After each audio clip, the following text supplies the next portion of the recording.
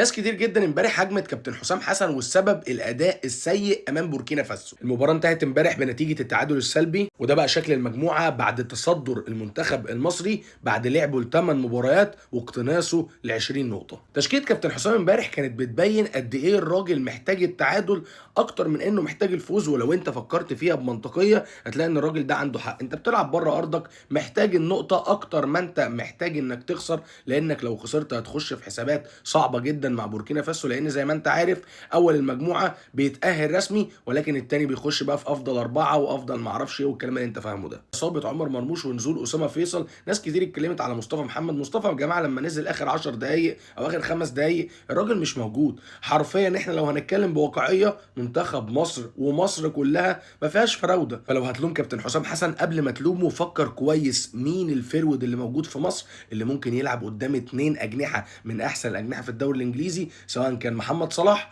او عمر مرموش. واخيرا ده كان رايي، قول لي بقى رايك انت، هل شايف ان كابتن حسام فعلا رجل المرحله، ولا حاسس ان الراجل لا مش بيأدي؟